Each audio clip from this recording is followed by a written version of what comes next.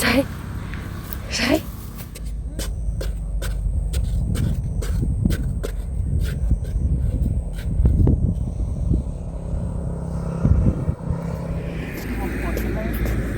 รวมๆอีก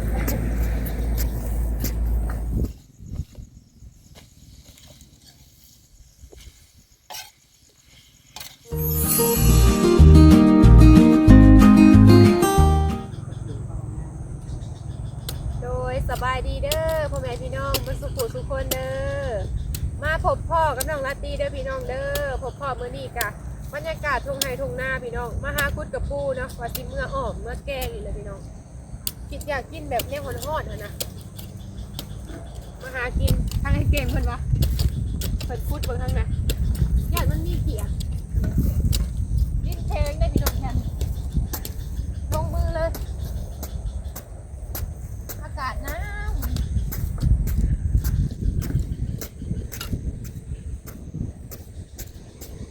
ใช่หมดต้มผัก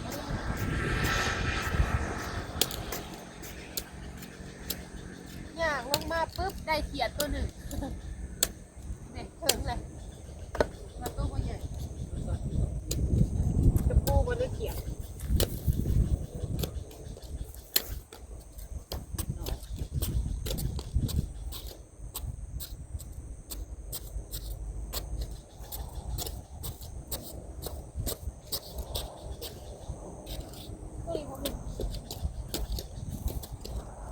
แค่มีหันตัวบนใหญ่ที่ได้เดียว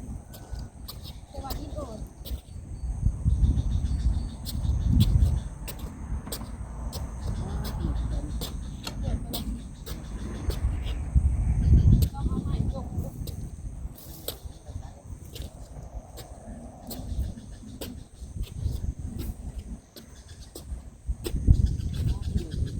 เลือกว่า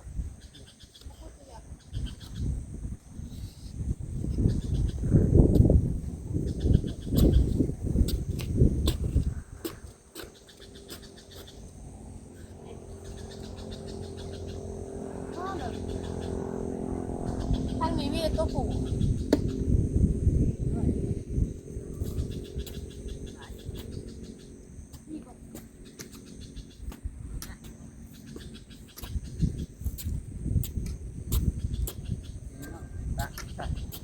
มาเขียนลงเด้อสบายดีเด้อพี่น้องเด้อ คิดว่ามีตัวผู นี่บอกนี่เลยคุณน้ำ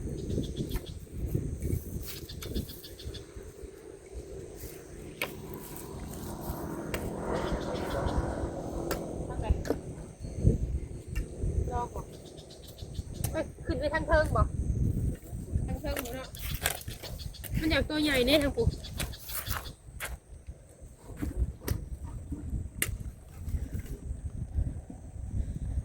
เพิ่นง่ายเบิ่งเขียดพี่น้องแต่ว่าคือสิบ่มีเขียดมันตัวบ่ใหญ่เนาะพอได้อ้อมได้แกงเทื่อหนึ่งพี่น้อง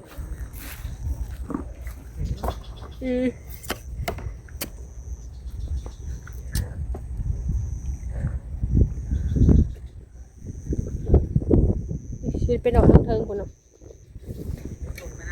แม่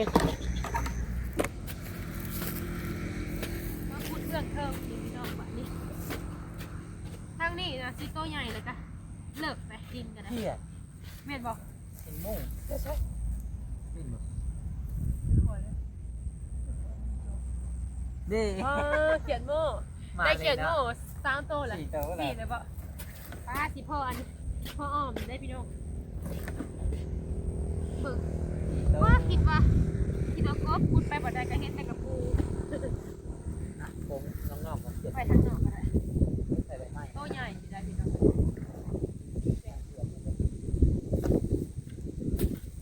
บ่ได้แกงอยู่ได้ เดี๋ยวมันเป็นชุดแหละ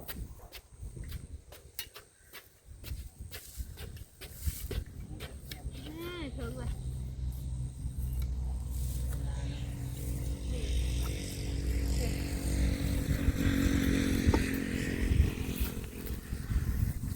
มาบอกตามต่อ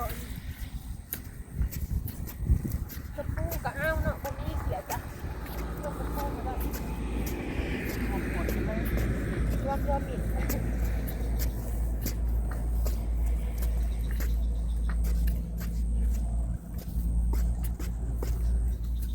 ถ้าเป็นหูเขียดหูยังแท้ๆนะไม่เหลึกนะคุณต้องไปอยากกินแล้วหรอ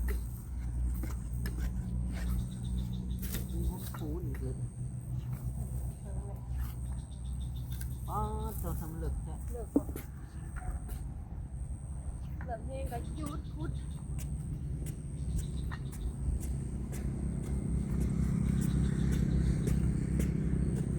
ลิโตแล้วปุ๊บลิแค่นี่เลยลิ ไม่ได้อยู่ตัวใหญ่อยู่ดิ นี่พบ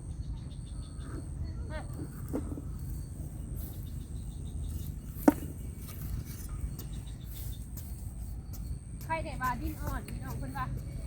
พุดกับปูน่ะพังเสียงคือดินอ่อน อ่อนนะ อ่อนเบื้องนี่นะบ่มีหินเลยแต่กระโตบ่ใหญ่เนาะพอดี น้ำต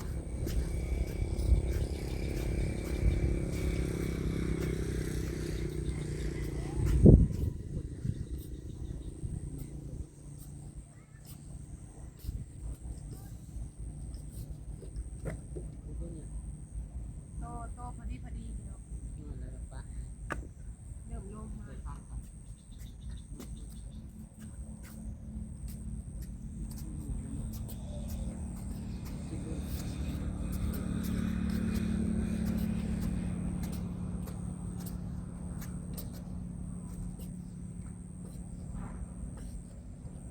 ตัว ปูอ่ะ เสียงถึงน้อยหนึ่งตัวใหญ่ตัวใหญ่ที่ อ๋ นี่ อตัวใหญ่เนาะนี่ข้างหลังจะนะ นี่บอกกูมันกูเห็นกูจะใหญ่แต่ละตัว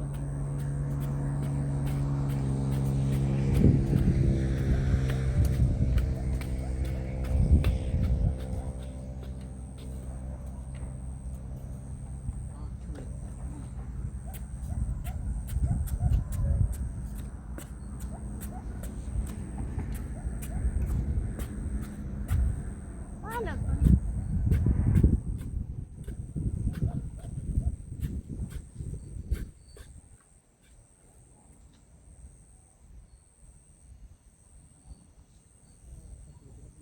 เห็นปะ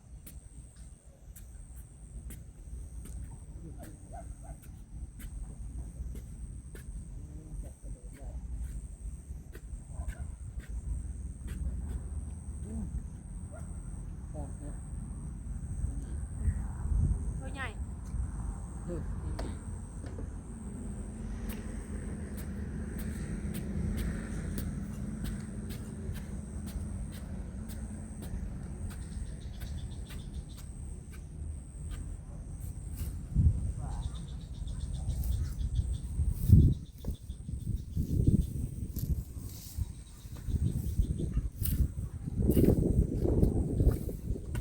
ทางไอ้เก่งเพิ่นหาขุดปูพี่น้องหาเขียดน้อยเนาะแต่ว่าบ่อยากมีเนาะเพราะว่าดินมันยังแบบบ่ทันแห้งคักพี่น้องอยู่คุมเนาะเพิ่นหาตามหลืบดินนี่แหละพากันขุดดินอ่อนๆได้พี่น้องเด้ได้หลายเติบเลยซ้ำมันสีแกงนะพี่น้องพอดีเนาะพอดีอ่อมพอดีแกงมีเขียดน้อยนํเด้เขียดโมประมาณ4โตแล้วพี่น้องรวมกันเนาะสิอ้อมกินได้พี่น้องเนาะอ้อมกินปูนาขุด2คนเนาะพากันขุดแป๊บเดียวเลยฮะอันฮู้กบพี่น้อง เห็นอยู่บ่ มาเห็นไปเบิ่งมึงหอยเลย ได้ปะนี้ได้ร้ายแล้วพี่น้องเอ้ยสิเมื่อหาเห็ดอยู่เห็ดกินก่อนเนาะ โดย มาขุดแป๊บเดียวพี่น้องก็ได้พอกินแล้วเนาะสิพากันเมื่ออ้อมปูนา เอาหลายเมื่อเอากินบ่เบิด แม่ ดอก เมื่อหาหนึ่งข่าวอีหยังพุ่นแหละพี่น้องเฮาก็สิเมื่อ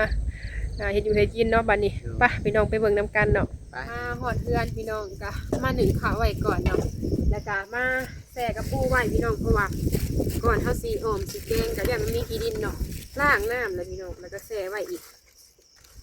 ปูก็เผื่อมาไปขุดเนาะพี่น้องพอดีหนึ่งข่าวมีเขียดพร้อมเขียดนาได้หลายเติบเนาะพอดีอ้อมเด็เอาแซ่ไว้ก่อนใส่อันนี้ยันเป็นดินบ่ออกอันนี้เป็นผ ผักกาดดอกพี่น้องสีออมใส่ผักกาดดอกก็มีผักหอมปอบนำ2อย่างเนาะมื้อนี้หอมปูนาพี่น้องแต่ว่าตอนนี้ก็นึ่งข้าวก่อนกินกับข้าวเหนียวฮ้อนๆพี่น้องเข้ากันดีเลยเนาะเป็นอาหารธรรมชาติช่วงนี้ก็สิเฮ็ดอยู่เฮ็ดกินแน่พี่น้องเนาะเพราะว่ามากะค่ำเลยช่วงแรงก็เลยว่าบ่ได้ไปหาซื้อของกินเนาะเมื่อวานนี่ก็ซื้อเห็ดสิ้นแห้งไว้พี่น้องบางมื้อก็ซื้อบางมื้อก็หาแน่หั่นแหละเพราะว่ากินอาหารแบบรวมกันไปพี่น้องแต่ละมื้อก็กินของกินธรรมชาติแน่แล้วก็ซื้อน้ำเห็ดผักอันนี้ก็อ่อนๆเลยได้พี่น้องผักธรรมชาติผักอันนี้ก็เข้ากันดีเนาะหอมใส่ปูนาหอมหลายๆเติมพุด2คนก็พอได้กินมาปุ๊บแล้วก็นึ่งข้าวไว้แล้วก็แช่กระปูไว้เอาหนึ่งข้าวซุปคนเลยพี่น้องแกงเนาะข้าวเบื่อก็มีเลยขาดไม่ได้คือข้าวเบื่อหนึ่งข้าวเนาะตอนนี้ก็บรรยากาศโล่งพี่น้องไข่หลุดอันเนี้ยคนเตาถ้าบริใส่เตาเนาะหนึ่งแบบนี้เลยใส่พื้นตามป่าตามดงเนาะธรรมชาติเนาะข้าวซุปคนเลยพี่น้องก็สีข้ามาเปิดหอมกระปูเนาะเราก็สีหอมกระปูข้าวซุปก่อนแช่ไว้ดีก่อนเนาะย่านว่ามันหาดี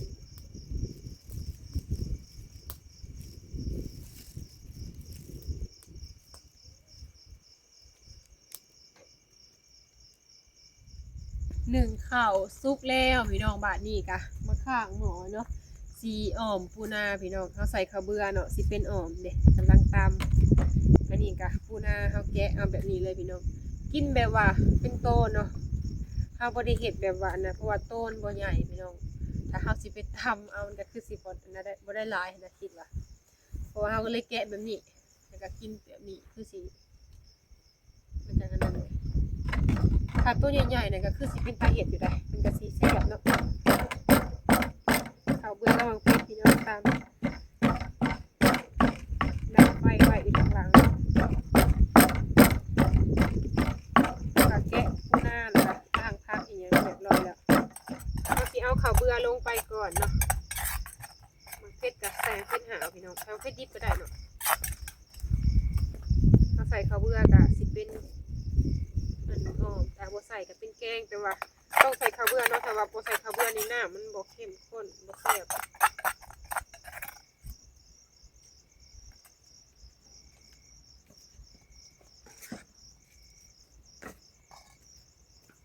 อาหารธรรมชาติพี่น้องวันนี้ปูนากะ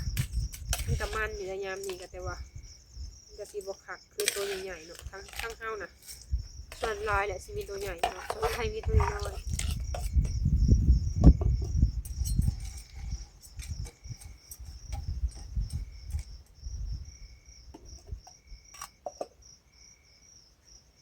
สิเป็นผักข้างล่างเรียบร้อยรวมกันพี่น้องมีผักบัวแล้วก็ผักกาดดอก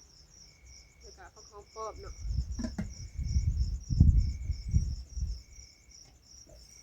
เอาน้ำมาใส่ก่อนเนาะสิมาปรุงเลยพี่น้องใส่เป็นนัวเนาะเป็นนัวนี่ก็ใส่บวงน้อยหนึ่งบวงตักพี่น้องบวงเป็นนัวเนี่ยใส่นี่ก็ปรุงเป็นนัวเลยอันนี้ที่ขาดก็ได้พี่น้องเอามาเพิ่มแล้วปลาแดกแต่ว่าเป็นปลาแดกซื้อเนาะอันนี้ถ้าง่ายเป็นซื้อมาใส่แกงหน่อไม้เต็มสุดก่อนพุ่นแหละแต่บ่แม่นปลาแดกเอามาแต่บ้านรสชาติก็สิต่างกันพี่น้องกับเฮาเฮ็ดเองกับซื้อเพิ่นนะ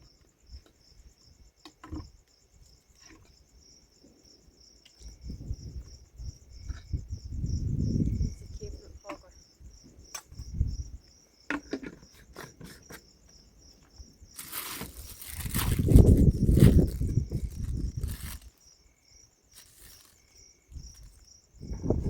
กดเลยพี่น้องบ้านนี้ลมเนาะว่าดิโดนเติบถ้ากดก็ถ้าให้หมอกดจังเอาพักลงพี่น้องนี่พักรวมมิดคือกันอันนี้ก็ว่าทั้งผักหอมทั้งผักกาดดอกเนาะเขาใส่เดี๋ยวเขาใส่ไปมันก็หยุบเนาะพักหลายๆเลยนะพี่น้องอาหารธรรมชาติแต่ใส่พักรวมใส่ไปเลย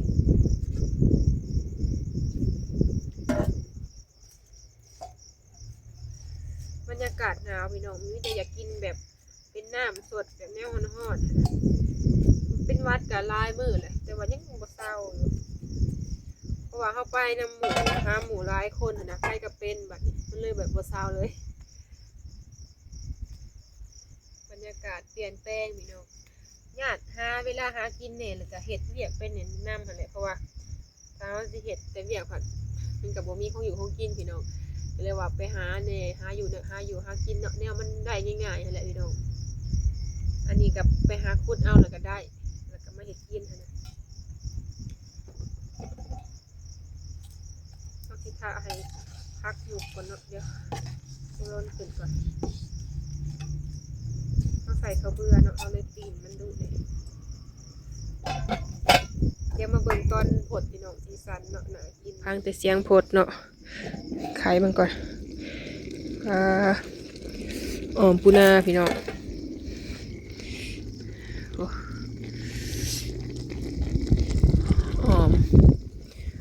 เอาบ่วงเบิ่งก่อน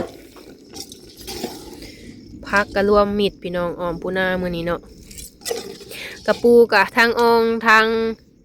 อันนั้นรวมกันเนาะแซ่บๆพี่น้องเอ้ยใส่แบบนี้เลยใส่เบิดเลยบ่ได้ตามเอาเนาะถ้าตามเอากะคือสิแซ่บไปอีกแบบหนึ่ง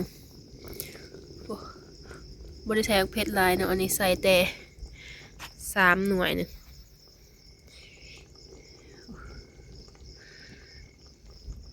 ไปพี่น้องบัดนี้มีแต่ว่ากินข้าวนำกันเนาะสุกเลยแหละแล้วเด้อพี่น้องเด้อมาได้กินข้าวนำกันเด้อ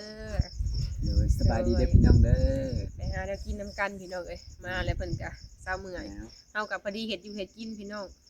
มากินมีพัดพักแล้วก็ปูนาพี่น้องอันนี้พัดใส่หัวกุ้งพี่น้องตั้งแต่ดนๆเนาะพอดีเอาในตู้มาพัดใส่ว่ะคือสิแซ่บว่ะลองเบิ่งพี่น้องบ่เคยเฮ็ดนักบงนะพัดพักอันนี้มันก็อยากบ่อยากอันนั้นปานใดได้บ่อยากอ่อนปานใดเนาะ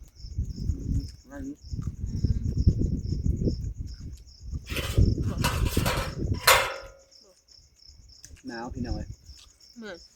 หนาวมื้อนี้มื้อนี้หนาวกว่ามื้อก่อนเลยแซ่บเนาะพอดีกินก็อ่อนปูนาหน่อย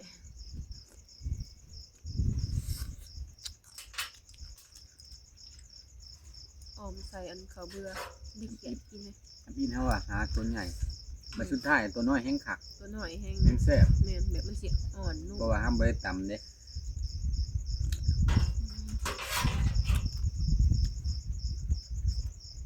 ตัวน้อยมันจะพอดีคำเลย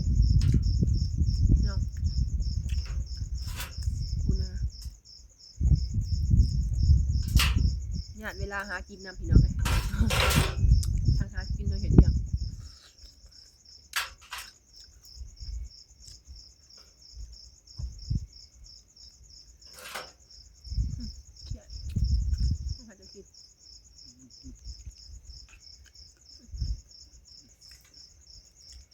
เขียดก็ได้เนาะ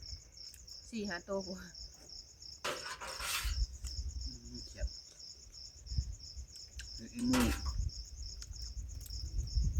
อากาศหนาวพี่น้องช่วงนี้ไปก้านก็คือสิบ่ได้แล้วเนาะมันลงเถอะ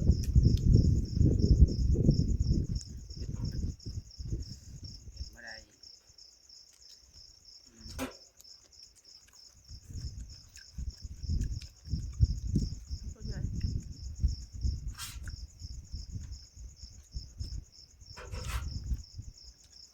แป๊บเดียวก็ได้ค่ะเนี่ยพอได้กินขาบหนึ่งพี่น้องคุณมาหลายกะมาซื้อกินบ่เบิดได้เอาจับแบบพอดีกินเบิดพอดีแซ่บหามาหลายก็เสียดายพี่น้องปันกันกินอยู่แต่เม็ดตูข้ามเพิ่นนะ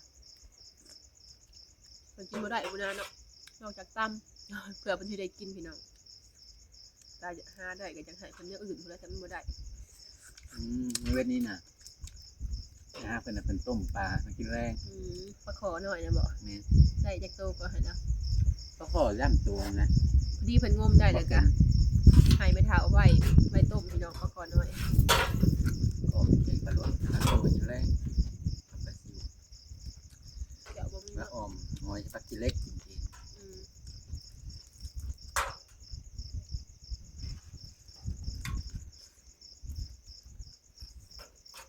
ถ้าเรากินได้แบบเรามีแขวกะ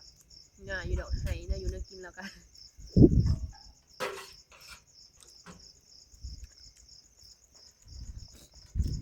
ย่างพายทางนี้กะหนาว ๆมื้อนี้ตอนกลางเว้นน่ะรู้สึกว่าธรรมดาบ่ได้ลมนะครับมันได้ว่ากว่าแต่ละมื้ออีก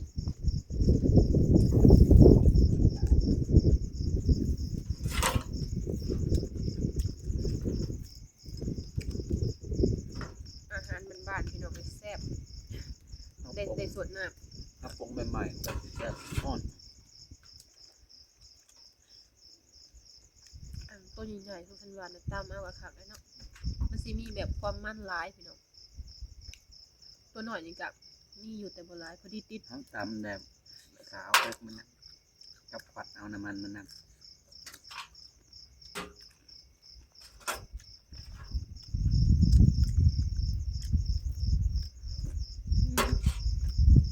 แซ่บ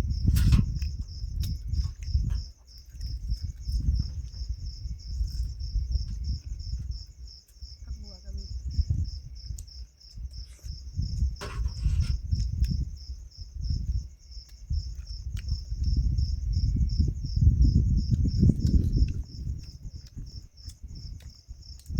มากินข้าวพี่น้องเลยมื้อนี้กะหาอยู่หากินแล้วก็พอดีว่าเฮ็ดคลิปเฮ็ดต่อเฮ็ดอยู่เฮ็ดกินเลยอยากยาวๆหน่อยหนึ่งเด้อพี่น้องเอ้ยจังได้กลับจะว่าฝากเบิ่งให้แน่เนาะ ด้วยพี่ตัวจังได้กะสิขอจบคลิปก่อนพี่น้องเอ้ยมากินข้าวเฮ็ดอยู่เฮ็ดกินหากินเนาะแต่ยามเวลาเฮ็ดเวียกเนี่ยแล้วก็หาอยู่หากินนำพี่น้องเอ้ยเนาะมีแต่ว่าคลิปนี้กะขอลาไปก่อนเด้อพี่น้องเด้อเนาะฝากพ่อแม่พี่น้องกดไลค์กดแชร์กดติดตามนี่เด้อพี่น้องเด้อเนาะคลิปนี้ลาไปแล้วขอกล่าวคำว่าสบายดี สบายดี